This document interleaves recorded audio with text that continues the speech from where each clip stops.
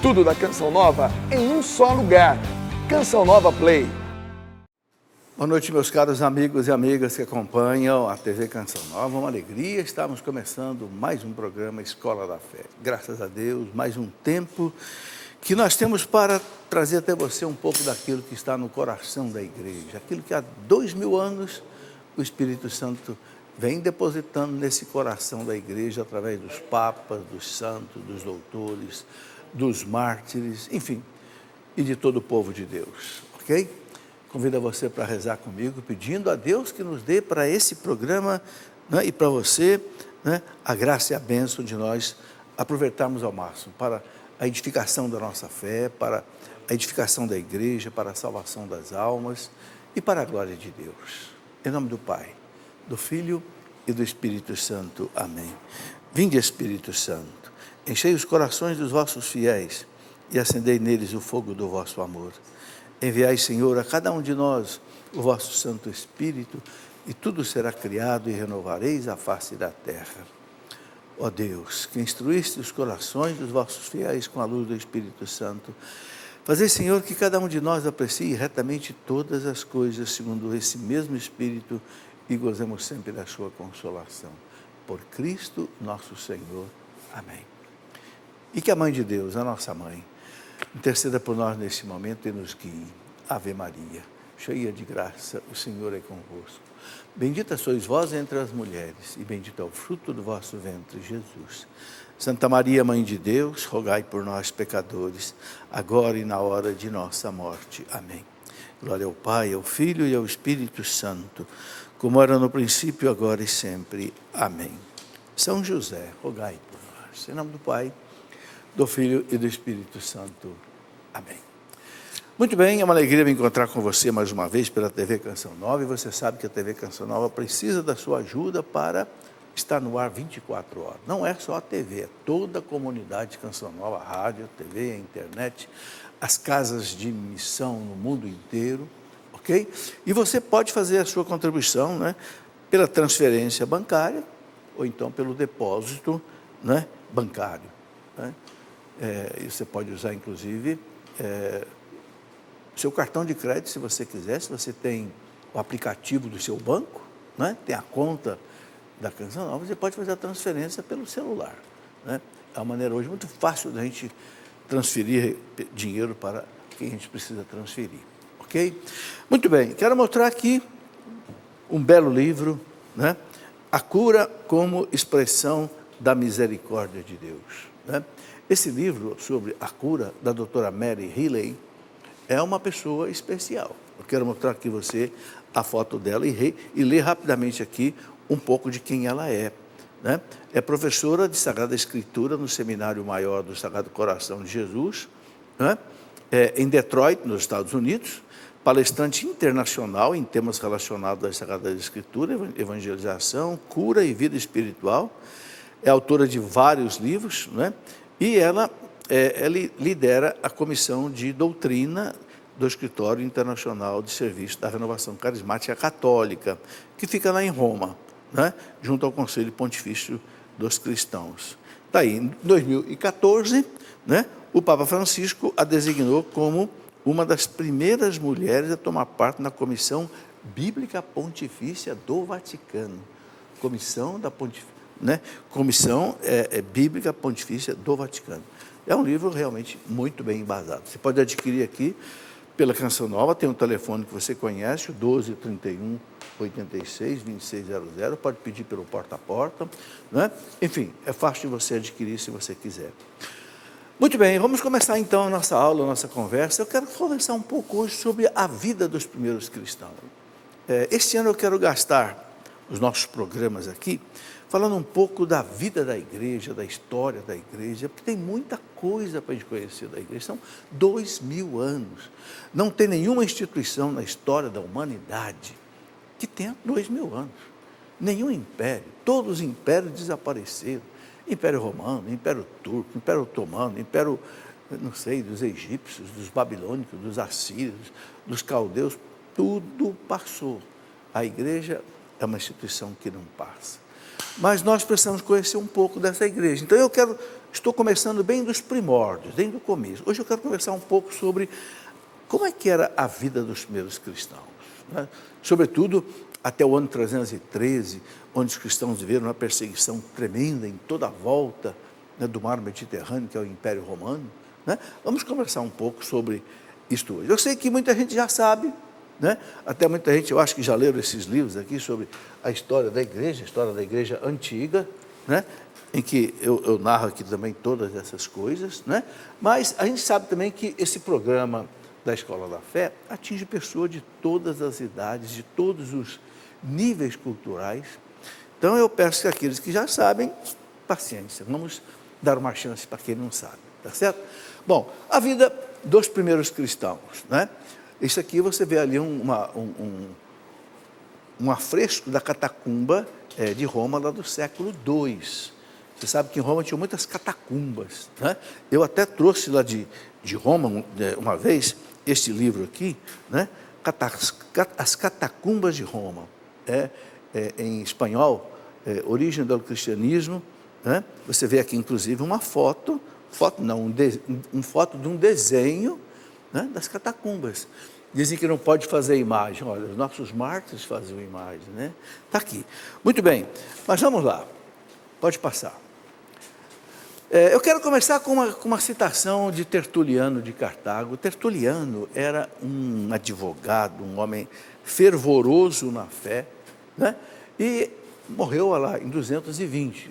Tertuliano deve ter nascido lá por volta do ano 140. Então, bem no começo da história da igreja. Ele conta muita coisa, como era a igreja, como também conta Santo Irineu de Leão, São Justino de Roma, que foi mártir, né? Então, nessa citação, o Tertuliano diz o seguinte, é um padre da igreja, né, da patrística, né? Ele mostra como viviam os cristãos. Olha que interessante, ele diz assim, ó, somos um corpo, pelo sentimento da mesma crença, pela mesma doutrina, né? Pela unidade da disciplina, temos uma disciplina, cada um não vive de qualquer jeito, não. Pelo vínculo da mesma esperança, temos uma esperança, a vida eterna.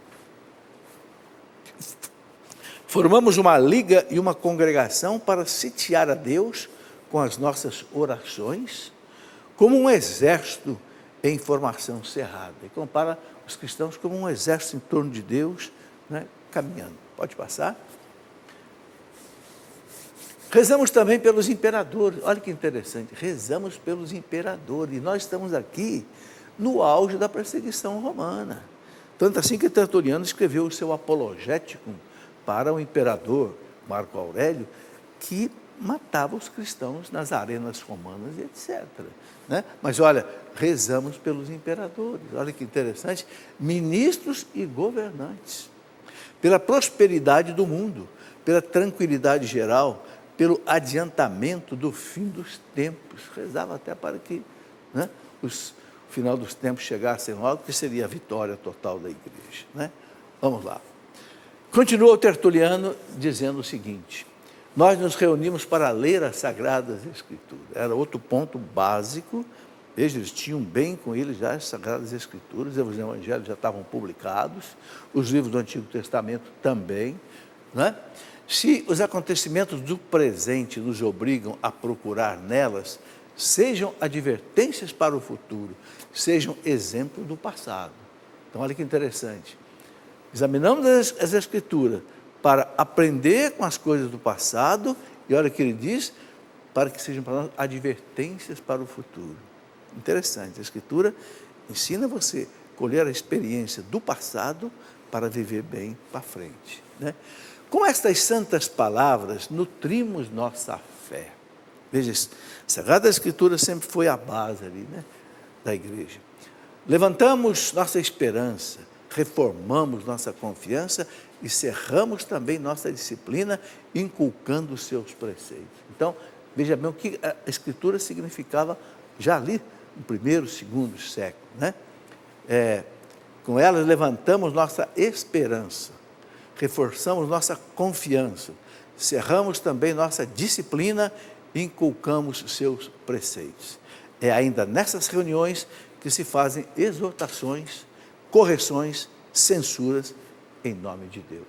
Ou seja, parece até com as nossas reuniões hoje de oração, né? Onde as pessoas, né, fazem exortações, alguém prega, exorta, consola, edifica, faz as correções, aponta o que está errado, né, e censura o que está errado em nome de Deus. Ok. Continua o Tertuliano. Tertuliano continua dizendo, mas é principalmente essa prática da caridade, olha aí, que aos olhos de muitos constitui marca infamante. O povo romano não entendia a caridade dos cristãos, porque nos romanos não havia essa caridade, não. Era cada um para si, né? Veja, dizem eles, como se amam uns aos outros. É aquela famosa frase do Tertuliano. Não está na Bíblia essa frase. É desse apologético do Tertuliano. Olha que ele diz que os romanos diziam, né? Veja, dizem eles, como se amam uns aos outros. Porque eles se detestam uns aos outros. Olha, eles, os romanos, se detestam uns aos outros. Mas veja como eles se amam. Né? É engraçado que Jesus coloca isso, né, lá na Santa Ceia para os discípulos. Né? A marca de vocês como meus discípulos é se vos amarem uns aos outros, como eu vos amei, dando a vida até pelo outro. Né? Mas Tertuliano já marcava isso. Né? Veja, dizem como eles estão prontos a morrer um pelos outros. Estão prontos a morrer um pelos outros. Olha que compromisso de vida, de comunidade existia, né? Porque eles estão prontos mais do que tudo a matar uns aos outros. Né? Preferem morrer pelos outros do que matar. Né? Quanto ao nome de irmãos, pelo qual nos chamamos, olha aí, desde o primeiro século se chamavam de irmãos. Interessante a gente saber essas coisas, né? Estou falando de um escrito lá do segundo século. Quanto ao nome de irmãos, pelo qual nos chamamos, eu creio que os faz perder a cabeça, somente porque entre eles todos os nomes de parentesco são dados apenas por uma afeição simulada. Quer dizer, não existe entre eles, né, essa amizade profunda entre os parentes, não, apenas uma afeição simulada. Né? Então, é interessante a expressão do Tertuliano usa aqui, né? Creio que faz perder a cabeça somente, né, de ver os cristãos se chamarem de irmãos. Vamos lá. Somos de ontem e já enchemos vossas cidades. Eu gosto dessa citação aqui. Nós somos de ontem, quer dizer, começamos há pouco tempo e já enchemos as vossas cidades. Ou seja, os cristãos já estavam espalhados aí em todo o Império Romano. As vossas casas. Quantos escravos estavam nas casas já eram cristãos? Quantos romanos famosos já estavam convertidos? Até senadores. Né? As vossas praças, enchemos as vossas cidades, as vossas casas, as vossas praças, os vossos municípios, os conselhos, os campos, as tribos, as decúrias, o palácio, o senado, o fórum romano, onde tinha toda a administração romana, não os deixamos senão os vossos templos. Olha que interessante. Tertuliano dizendo, o único lugar que nós não estamos é nos vossos templos. Por quê? Porque são templos pagãos, de ídolos. Nós estamos em toda parte, menos nos vossos templos. Se nos separássemos de vós, nós saíssemos, né? Ficarias aterrorizados com a vossa solidão. Nós cristãos não vivemos de costas para o mundo. Não, nós estamos no mundo. Frequentamos o fórum. O fórum é toda aquela parte romana, da administração, comércio, etc. Né? O balneário, os romanos tomavam banho nos balneários. Né? Depois, as oficinas, as lojas, os mercados, as praças públicas. Somos marinheiros, soldados, agricultores, negociantes.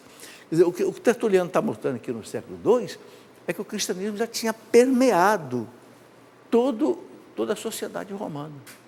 Né? A classe rica, a classe intelectual, as mulheres, os escravos, né? Os soldados, o Império Romano. Basta a gente ver depois pelos mártires. Né? Tinham mártires de todas as classes sociais, de todas as profissões. Vamos lá. Muitos cristãos tiveram de abandonar certas profissões, como conta Santo Hipólito de Roma. Santo Hipólito, né, ela do ano 160, nasceu em 160, contemporâneo aí do Tertuliano. Olha o que ele diz, né? Alguns cristãos tiveram que deixar algumas profissões. Por quê? Porque não se coadunava com a fé católica, com a fé cristã, né? Pode passar. Por exemplo, donos de casas públicas. Que casas públicas eram essas? A gente entende bem, né? Muitas vezes casas de prostituição. Então, os cristãos já não estavam mais ali. Pintor de imagens de ídolos, também não. Ator dramático, porque a dramaturgia romana era cheia de obscenidade. Então, também não. Cocheiro, gladiador se matavam mutuamente, né? Sacerdote ou guarda de templos pagãos.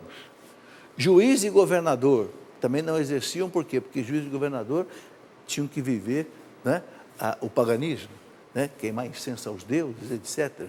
Além principalmente de mágico, astrólogo, feiticeiro, adivinho e intérprete de sonhos. Tudo isso tem mais ou menos a ver com feitiçaria, tudo isso tem a ver mais ou menos, né, com aquelas bruxarias daquele tempo, né? Tudo isso eu tirei lá então do Apologético de Tertuliano, que é publicado em várias obras. Aqui eu cito uma das obras onde está publicado. Essas citações todas tem nesse livro, que eu já mostrei, História da Igreja, volume 1, né? E muito mais coisa. Aqui eu coloco apenas eu pensei apenas, né, de muitas obras aí do Tertuliano, pensei apenas algumas citações para a gente ter uma ideia de como é que era o cristianismo no começo. Vamos em frente. Sinais místicos. Uma coisa interessante é que os cristãos tinham muitos sinais místicos, e esses sinais a gente vê principalmente nas catacumbas, né? Dizem que, né, a Bíblia proíbe de fazer imagem. Não proíbe de fazer imagem, a Bíblia proíbe de fazer imagem de ídolo. Não pode cortar a frase no meio. Não faça imagem de ídolo. Não pode parar, não faça a imagem. É uma meia-verdade, e a meia-verdade é pior do que uma mentira. Se você diz assim, é proibido comer carne estragada, claro, está certo. Mas se você parar, é proibido comer? Opa, todo mundo morre de fome. Entendeu? Uma meia-verdade é pior que uma mentira. Então não pode, na frase que a Bíblia traz, não façais imagem de ídolos. Não pode parar. Não. E a prova está aqui, ó. A prova está aqui. Esse livro aqui, eu faço questão de mostrar, que eu trouxe lá das catacumbas de Roma, que são do 1º, 2º e 3º século. Está repleto de imagens que os cristãos faziam nas catacumbas. Olha aqui, por exemplo. Vou dar aqui um exemplo. Olha, essa imagem aqui, por exemplo, dá para mostrar aqui bem, né? Essa imagem aqui, olha, veja aqui, até vou ler aqui, ó. Catacumba de Via Latina, Adão e Eva, do Orientes, Caim e Abel com suas ofertas. Aqui, ó, Caim e Abel, né? Abel com a ovelhinha, o Caim lá com as suas coisas da agricultura, e Caim e Abel afastados do paraíso. Isso aqui é do quê? Século I, século II. Olha aqui outras imagens. Olha aqui outra. Sabe, se eu for mostrar tudo aqui, eu levo o programa inteiro. Isso aqui estava onde? Nas catacumbas de Roma. Olha aí. Né? Tem uma imagem muito bonita aqui, por exemplo, do bom pastor. Quer ver que coisa bonita? Quer dizer, bonita sim, bonita porque é histórica, né? Olha aqui. Essa imagem aqui, ó, né? Está aqui o descritivo dessa imagem. Deixa eu pegar aqui 51A. Catacumba de Domitila, em Roma. É um fresco cubículo do bom pastor. Olha aí, o bom pastor que é a ovelhinha aqui. Isso aqui, gente, é do 1º, 2º século.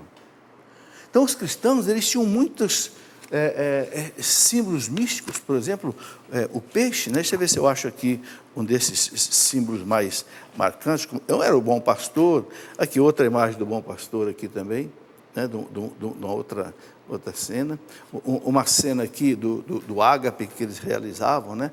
Aquelas refeições, né? Me parece que tem aqui, olha aqui, vale a pena a gente conhecer um pouco dessa realidade histórica lá dos primeiros séculos. Olha que imagens que aparecem lá, Catacumba dos Jordanos, né? Representando o Cristo, né? Lá no 1º, 2º século. Aqui a gente vê, né, outras figuras, mostrando aí o paraíso terrestre. Olha que cena bonita essa daqui narrada, né? Aquela mulher hemorroísa que toca o manto de Jesus, a orla do manto, né? E ficou curada. Né? Quer dizer, os cristãos eles usavam, sobretudo usavam a imagem do peixe, né? Porque a palavra peixe, em grego, quer dizer ikitis, né? Eu tenho até um livro que eu coloquei, na capa do livro, eu coloquei esse peixe, um livro que eu chamei de Jesus, Sinal de Contradição. A palavra peixe, ikitis, né? Quer dizer peixe, né? E os cristãos se identificavam fazendo um peixinho assim, né? Porque eles não podiam se identificar como cristãos, eles eram perseguidos e mortos. Então desenhavam um peixinho, né? Por quê? Porque a palavra peixe, do grego, ikitis, forma uma sigla que para nós é Iesos Christos Theos Ios Soter, que quer dizer Jesus Cristo, Filho de Deus, Salvador. Né? Então são muitos símbolos místicos que os cristãos usavam, né? Nesta maneira de viverem, maneira de se identificarem. Está aqui, ó. A Ana pegou aqui para mim, quero mostrar. É isso daqui, ó. Né? Esse ikitis, né? É a palavra em grego, quer dizer peixe, né? Mas os cristãos formaram com isso as iniciais, né? De Iesos Christos Theos Ios Soter, que quer dizer Jesus Cristo, Filho de Deus, Salvador. Né? É bonita esta... E o peixinho que eles desenhavam para se identificar. Então, os cristãos usavam esses símbolos, né? Na comunidade, né?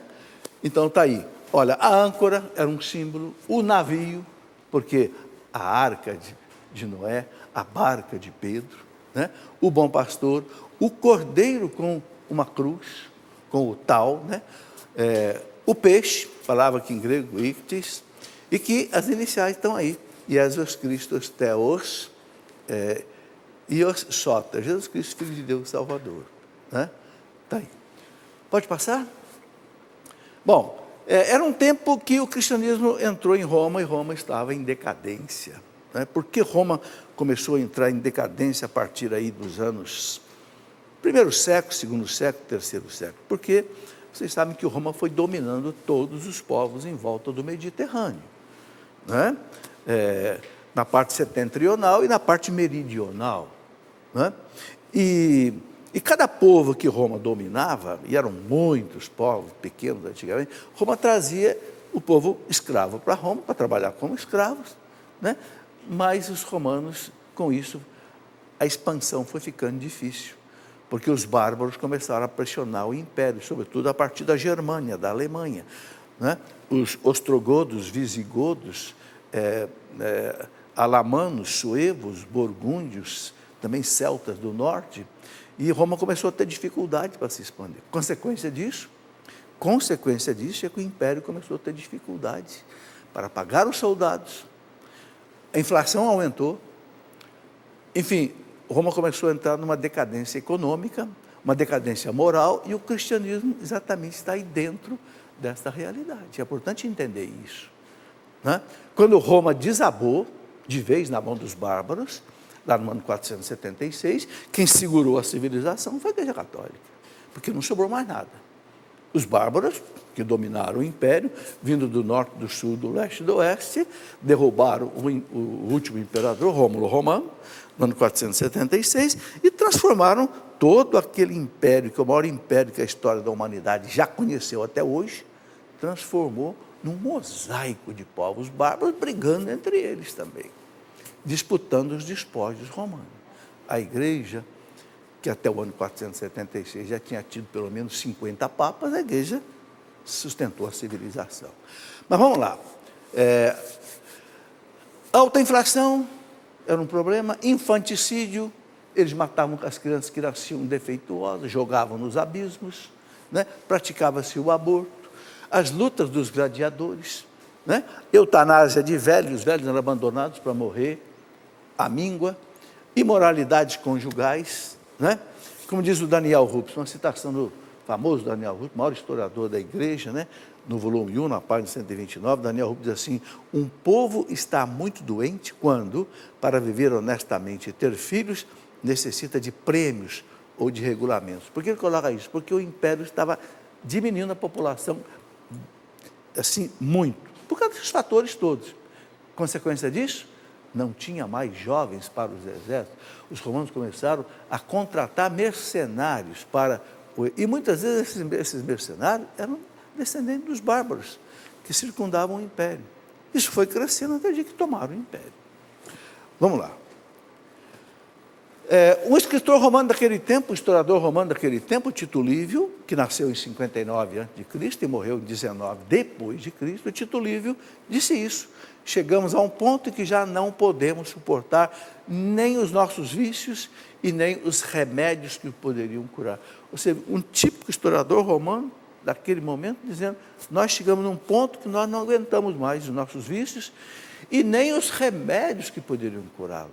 Veja que situação terrível estava realmente vivendo Roma quando o cristianismo exatamente chegou ali, né? Que chegou logo no primeiro século. E São Jerônimo, que era um cidadão romano, já bem mais para frente, São Jerônimo morreu em 420, ele nasceu lá por volta do ano 330. São Jerônimo, aquele que traduziu a Bíblia do grego e do hebraico para o latim, a boa tradução. São Jerônimo dizia, ele era um cidadão romano enciclopédico, um homem cultíssimo, um homem que sabia o grego, sabia o latim, sabia o hebraico, né? Ele disse essas palavras, são os nossos vícios que tornam os bárbaros tão fortes. Está aí. São os nossos vícios que tornam os bárbaros. Não é que os bárbaros sejam fortes, nós é que somos fracos, miseráveis. Quer dizer, então você vê que lá do primeiro século, até São Jerônimo aqui, 420 que ele morreu, Roma entrou em decadência. E o cristianismo está aí dentro. Muito bem, vamos no intervalo, não é? A gente volta daqui a pouquinho, são só 3 minutos, espera aí que é bem rápido. Muito bem, já de volta com a nossa Escola da Fé, você viu aí que o nosso intervalo é muito rápido, né? No máximo 3 minutos. Por quê? Porque não tem propaganda, não tem comerciais, a não ser os próprios produtos de evangelização da Canção Nova. É preciso a gente ter essa consciência, né? Canção Nova é uma instituição, a comunidade Canção Nova começou há 42 anos atrás, conheci o Senhor Jonas há 50 anos atrás, e esse ano eu estou fazendo jubileu de ouro, de amizade com o Padre Jonas, porque eu o conheci em 1970, e nunca mais eu me distanciei dele, graças a Deus. Foi uma grande graça que Deus me deu. Por isso eu estou aqui na rádio, na TV, na internet, em toda a Canção Nova, todo esse tempo aí. Então, ajude, né? A Canção Nova precisa da sua ajuda para que ela possa evangelizar o Brasil e o mundo, né? É muito bonita a história da Canção Nova. Me lembro quando tudo começou, quando o Papa Paulo VI publicou em 1974 aquela encíclica Evangelii Nuntiandi. E o Papa dizia lá, não é? Lá em 1974, né? Há quase 50 anos atrás, o Papa Paulo VI dizia, se a igreja não evangelizar pelos meios de comunicação social, ela vai ter que acertar as contas com o teu Senhor. Porque nascia ali televisão, rádio já existia, não tinha internet, não tinha nada disso, né? Era rádio e a televisão. Então o Padre Jonas começou a evangelizar pela rádio. Comprou uma rádiozinha pequenininha aqui em Cachoeira, rádio Bandeirante, não pegava mais do que 15 quilômetros de raio de radiação. Cresceu a rádio pelo Brasil inteiro, depois veio a televisão, internet, está tudo isso aí. Ok? Mas vamos lá. Eu queria mostrar a você alguns livros que você pode mergulhar nessa tradição da igreja, nessa história bonita da igreja, que eu estou mostrando um pouquinho aqui hoje. Por exemplo, um livro é esse aqui, olha, No Coração da Igreja. São textos que eu coloco aqui, desses gigantes da igreja, né? É apenas uma coletânea, né? Tem muito mais coisa. A patrística, que é a história de tudo, tem mais de 600 volumes. Aqui é uma pincelada, tá?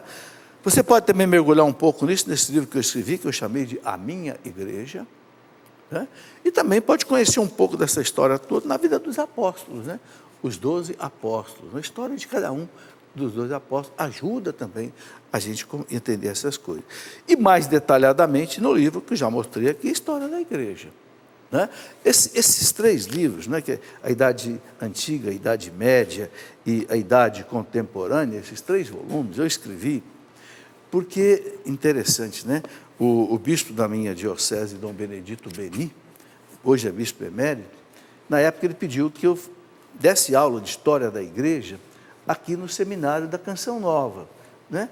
E eu disse, mas Dom Beni, eu sou formado em física, em matemática, meu doutorado é em física. Ele disse, mas, professor, eu sei que o senhor estuda muito história da igreja, eu não queria um curso assim muito acadêmico, eu quero um curso mais pastoral, um curso para o povo. Então, aí eu entendi, porque os livros de história da igreja que a gente tem, na maioria deles, foram escritos na Europa, com a cultura europeia, em que o escritor sagrado, o autor, ele não explica muita coisa, porque na Europa as coisas aconteceram ali. Então eu escrevi uma história da igreja aqui para nós, para o nosso povo entender, né, com mais detalhes, com mais explicação, com mais desdobramento, o que foi cada fato importante da história da igreja. Mas vamos em frente aqui com a vida dos primeiros cristãos. Então eu já mostrei isso daqui, Tito Livre, São Jerônimo, pode passar. Uma coisa maravilhosa, né? A carta a Diogneto. Aqui vocês estão vendo, ó, esse mosaico aqui. Mosaicos são essas obras feitas com pedrinhas, né? Esses mosaicos aqui são antiquíssimos. Mosaico do peixe e pão, igreja de Tabata em Israel, 350 depois de Cristo. Olha aqui os dois peixes, né? E aqui o cesto de pão, Eucaristia. Essa igreja de Tabiga, o local onde Jesus fez uma das multiplicações dos pães. Então fizeram lá uma capela, e na capela tem esse mosaico aí muito bonito, que multiplicou os pães e multiplicou milagrosamente os peixes. Vamos lá. Carta a Diogneto. Que carta é essa? Essa carta é uma carta belíssima do primeiro século, eu já falei alguma coisa dela aqui, que provavelmente foi escrita por São Justino, que foi mártir em Roma no ano 155. São Justino, ele era de Jerusalém, veio para Roma, pregava o cristianismo assim em público, como era antigamente. Antigamente não tinha imprensa, não tinha rádio, não tinha televisão, não tinha, os debates eram feitos em praça pública. Num dos debates dele, ele enfrentou um ateu, um pagão, e ele mostrou a beleza do cristianismo. Esse pagão foi lá e denunciou ele para o imperador, né? E ele foi morto por ser cristão. Justino, que é doutor da igreja. Provavelmente ele escreveu essa carta para um amigo que se chamava Diogneto. Essa carta é muito interessante, porque é mais ou menos do ano 100. E ela mostra como é que os cristãos viviam. Olha que beleza. Ele começa a dizer, os cristãos não se distinguem dos demais. Se olha um cristão, aparentemente você não vê diferença. Se veste do mesmo jeito, né? Nem pela região, pelo local, nem pela língua, nem pelos costumes, não habitam cidades à parte, quer dizer, não ficam aí separados, não empregam um idioma diverso dos outros, diferente, né? Não levam gênero de vida extraordinário. Ou seja, os cristãos estão no meio do povo, como hoje, né? Eles não se diferenciam, né? Vamos lá. Não seguem opinião humana alguma. Aí começa a diferença. A diferença agora está naquilo que não se vê. Não seguem opinião humana alguma, como vários fazem. Moram alguns em cidades gregas, ou seja, cidades de pagãos, outros em Bárbara, cidade dos bárbaros, conforme a sorte de cada um.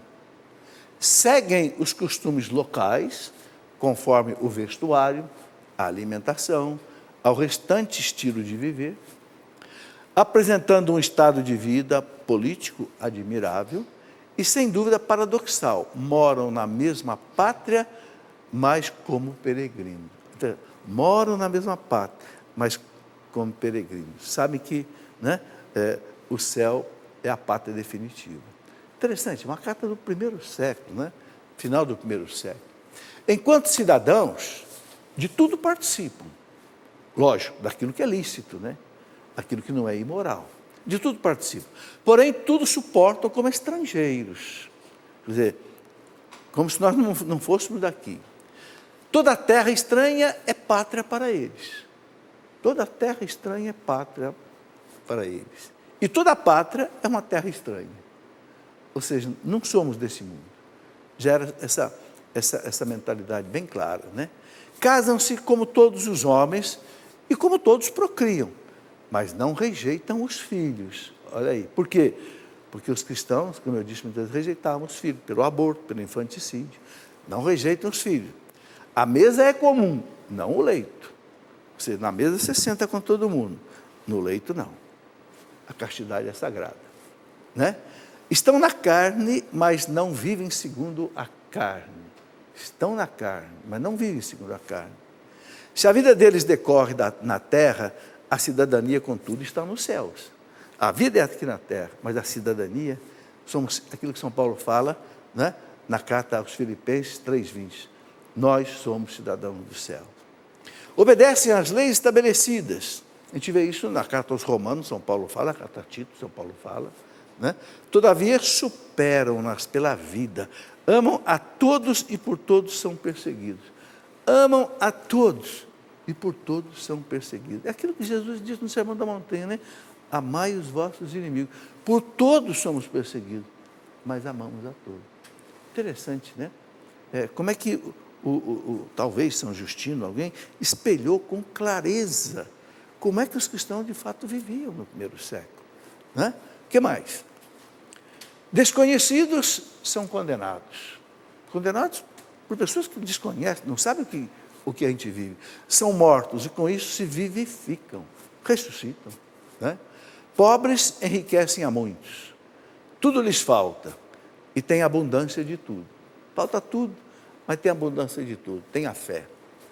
Tratados sem honra e nessa desonra são glorificados. São amaldiçoados, mas justificados. Amaldiçoados e bendizem, né? É aquela vivência do Sermão da Montanha que Jesus coloca, né? É lição para nós, né? É uma lição para nós. Vamos lá. Injuriados tributam honras. São injuriados e honram as autoridades. Nós vemos há pouco tempo, rezam pelas autoridades, rezam pelo imperador, pelo governador. Fazem o bem e são castigados quais malfeitores. Fazem o bem e são castigados como malfeitores. Supliciados alegram-se como se obtivessem vida. Supliciados, mortos, alegres como se estivessem recebendo a vida. Estou colocando essas coisas aqui para a gente ver que quando a gente ouve falar dessas coisas, não é lenda, não é fantasia. Está aqui um documento histórico, carta de Ogneto, bem claro, né? Hostilizam-nos os judeus, quais estrangeiros, perseguem-nos os gregos, e contudo, os que os odeiam não sabem dizer a causa dessa inimizade. Não sabem nem dizer por que estão nos perseguindo, por que estão nos matando, né? Tertuliano tem uma passagem interessante, Tertuliano lá de Roma, né? Que tudo era culpa dos cristãos. Então, Tertuliano tem uma frase interessante que ele diz assim: se o Tibre transborda, o Tibre é o rio que passa dentro de Roma, né? Se o Tibre transborda, se a agricultura não floresce, se a chuva não cai, a palavra é uma só: cristãos às feras. Ou seja, tudo é culpa dos cristãos. É porque os cristãos não adoram os nossos deuses, então os nossos deuses nos castigam por isso, por aquilo, pelas pestes, pelas inundações, pelas perdas das batalhas contra os bárbaros. Então, cristãos às feras. Tertuliano tem essa frase. Será que hoje não é um pouco assim também, né? Hoje é um pouco assim também. Vamos lá. E aí continua a carta de Ogneto dizendo, para simplificar, eu acho bonita essa frase, para simplificar, para resumir tudo, o que a alma é no corpo, são no mundo os cristãos. O que a alma é para o corpo, o que a alma é para o corpo? A vida. Sem a alma, o corpo está morto. O que é a morte? A morte é isso aqui. A alma deixa o corpo. O corpo vai para a terra, a alma vai para Deus. O corpo morre, apodrece, tem que ser sepultado. Então, ele diz, o que a alma é para o corpo, os cristãos são para o mundo. Ou seja, se você tirar os cristãos do mundo, o mundo apodrece. E o mundo hoje está meio podre? Está muito podre. Essa é uma reflexão séria que nós temos que fazer. O mundo está podre pelas guerras, pela corrupção, né? Pelos assassinatos. Meu Deus, o mundo está horroroso. Você tem medo de sair de sua casa hoje, de ser assaltado, de ser roubado, de ser baleado? Não tem? O que é isso? É a falta dos cristãos no mundo, salgando, iluminando. Jesus diz, vocês são o sal da terra, o sal conserva, o sal dá sabor. Vocês são a luz do mundo. Os cristãos têm que iluminar a economia, têm que iluminar a política. O Papa Bento XVI, o Papa Francisco falou esses dias, a política está muito suja. Sim, está suja, mas por que está suja? Porque os cristãos não se meteram nela e não levaram para dentro dela o Evangelho? Os papas clamam para que os bons cristãos entrem na política. Quando você fica horrorizado de ver aí as falcatruas, as corrupções no mundo da política, nós temos que também dizer meia culpa, porque os bons fugiram da política. E a política ficou muitas vezes na mão de quem não merecia. O Papa Francisco fala isso. Ele fala, não adianta fazer como Pilatos, lavar a mão. Não. Entende? Então, essa alerta aí da carta de Ogneto, né? O que a alma é para o corpo, os cristãos são para o mundo. Quanto mais o mundo estiver podre, porque menos há a penetração do cristianismo nesse mundo. Por isso que é preciso evangelizar. Por isso que é preciso... Sabe, a única coisa que vai mudar esse mundo mesmo, meus irmãos, é a fé, é Deus, é o Evangelho. Não é? Claro que nós temos que encher o mundo de polícia, de juízes, de delegado, mas isso não vai resolver tudo, não. Apesar de tudo isso, apesar dos exércitos, das polícias, você está vendo aí o que acontece nesse nosso Brasil. Falta o quê? Falta Deus, falta o amor ao próximo, falta cabeça, falta juízo. Né? Mas vamos lá. Encontra-se a alma em todos os membros do corpo e os cristãos dispersos-se em todas as cidades do mundo. Olha aí, assim como a alma está em todo o nosso corpo, os cristãos estão em todo o mundo. A alma, é verdade, habita no corpo, mas dele não provém. A alma não provém do corpo, a alma provém de Deus. Os cristãos residem no mundo, mas não são do mundo. Residem no mundo, mas não são do mundo. Está aí, vamos em frente. E continua ainda, encerrada no corpo, a alma é quem faz a coesão do corpo. É a alma que dá a coesão do corpo. É a alma que dá a beleza ao corpo, né? O Michel Coar, naquele livro maravilhoso dele, né? Construir o Homem e o Mundo, ele diz assim, a matéria é bela pela quantidade de espírito que a penetra, né? Por que você olha uma obra de arte, você gosta, você acha bonito, um apietado Michelangelo? Porque o espírito penetrou aquele mármore gelado, frio, transformou aquele mármore numa obra de arte. Bonito, né? Você vê ali, ó, aquela Basílica de São Pedro, né? Aquela coisa maravilhosa, né? Basílica de São Pedro, que talvez o monumento mais bonito do mundo, né? Porque ali tem 20 mil metros quadrados de mosaico, que o Michelangelo fundou uma academia de belas artes só para decorar a Basílica de São Pedro. Não tem uma pintura, é tudo mosaico. É bonito por quê? Porque o Espírito penetrou a matéria. Então isso vale para o nosso corpo. Quando a alma penetra o corpo, faz o corpo ser belo. Você olha uma pessoa que é simpática, uma pessoa que é agradável, né? Você percebe que ela tem uma alma feliz. Agora, quando você encontra alguém carrancudo, mal-humorado, xinga todo mundo, maltrata os outros, é uma alma amassada, né? É o que ele está dizendo aqui, ó, bem claro, né? De maneira semelhante, os cristãos obrigam-se provisoriamente em refúgios corruptíveis à espera de a incorrupção dos céus, né? Encerrada no corpo, a alma é quem faz a coesão do corpo. Os cristãos, igualmente, de certo modo, estão aprisionados no mundo, como num cárcere, como a alma no corpo, mas são eles que sustentam o cosmos. Os cristãos estão presos no mundo, como a alma está presa no corpo, mas são eles que sustentam o mundo. E é verdade mesmo, é verdade mesmo. Se tirar do mundo o cristianismo, esse mundo incendeia. Vamos em frente. A alma mal cuidada em relação à comida e à bebida, aperfeiçoa-se, ou seja, ele está falando aqui do jejum. A comida faz bem para o corpo, o jejum faz bem para a alma, né? Os cristãos também, cotidianamente supliciados, perseguidos, maltratados, aumentam cada vez mais. Deus os colocou em tão elevado posto que não lhes é lícito recusar. Se Deus nos colocou aqui, nessa tarefa, nessa missão, nesse lugar, e eu não posso recuar. Eu tenho que viver o meu cristianismo. Veja quanta coisa bonita essa carta de Diogneto nos ensina, né? E aqui não está tudo não, viu? Aí eu pensei algumas coisas, né? Isso lembra tudo, né? Sede puros porque os vossos corpos são membros de Cristo, né? Uma citação de São Paulo que eu coloquei aí para fechar essa reflexão em cima da carta de Diogneto, tá certo? 1 Coríntios 6,15, né? Agora eu quero colocar algumas citações interessantes aqui, também de pessoas, né, lá dos primeiros séculos. Por exemplo, Hermas, né, na sua obra O Pastor. Quem era Hermas? Era um padre da igreja que morreu em 160, deve ter nascido no primeiro século, por volta aí, anos 70, por aí, né? Mostra como deve ser o verdadeiro cristão. Tem a obra dele, O Pastor, né, Pastor de Hermas. Ele diz: constantemente simples. Como é que o cristão deve viver?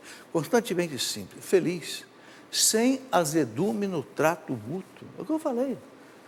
Quem trata mal os outros é uma alma azeda.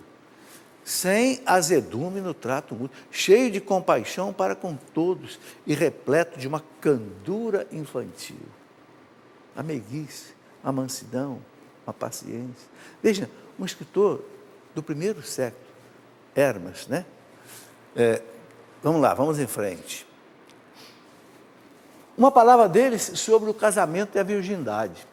Pensei assim em algumas coisas, só para a gente ter uma ideia de como é que era a cabeça dos cristãos, né?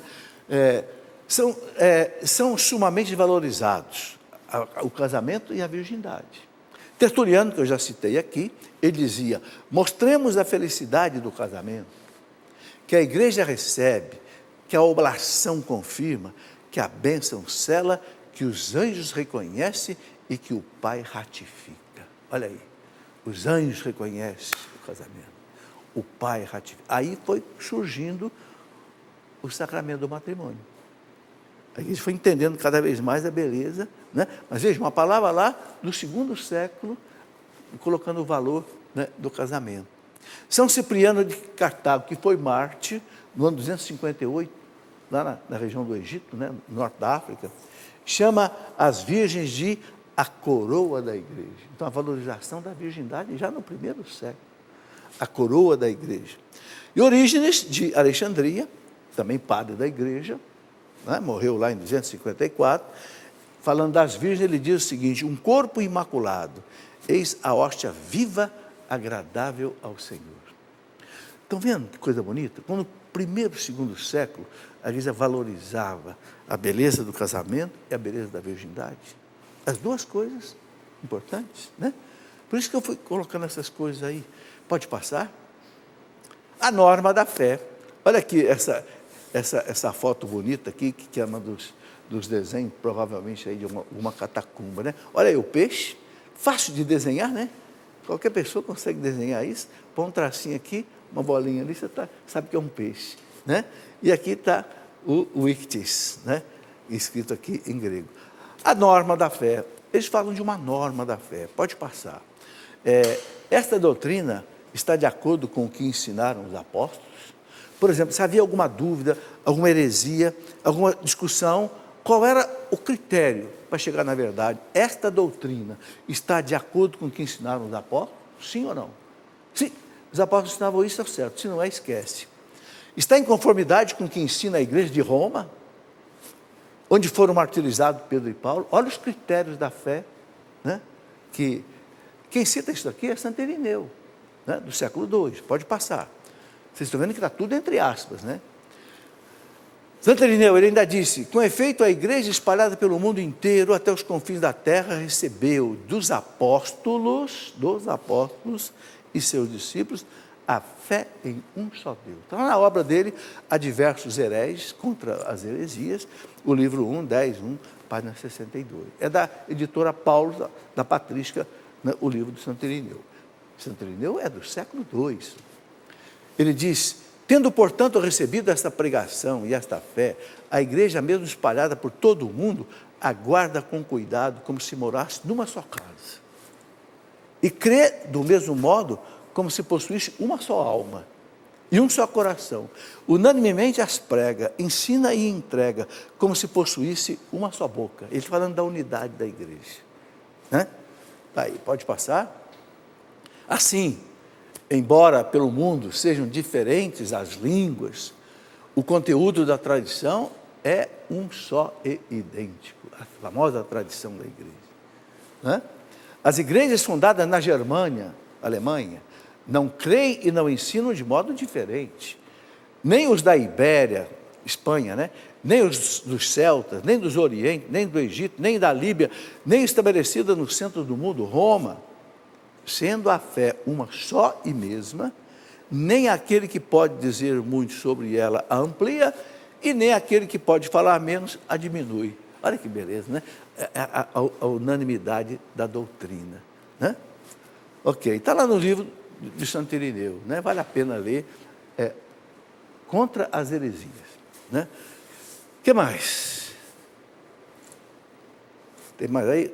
Tá, então, olha, com isso aí, nós terminamos a nossa aula, e eu quis mostrar apenas o seguinte, muito rapidamente, né?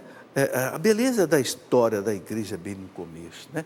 Bem nos primeiros. Ali nós temos a raiz da igreja, nos santos padres, nos santos doutores, nos mártires, né? nos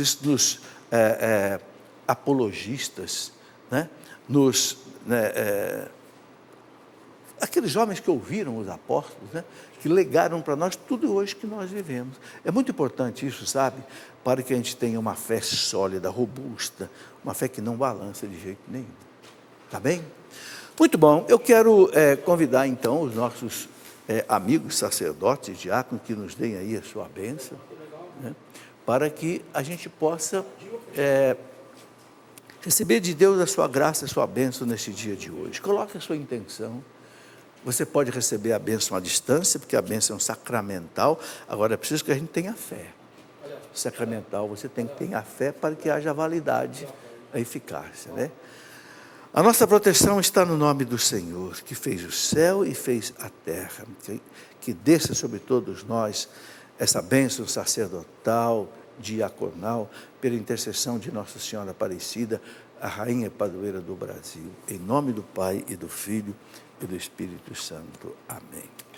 Muito obrigado a vocês que me acompanharam até agora. Se Deus quiser, na próxima quinta-feira estaremos aqui ao vivo, às 21 horas, pela TV Canção Nova.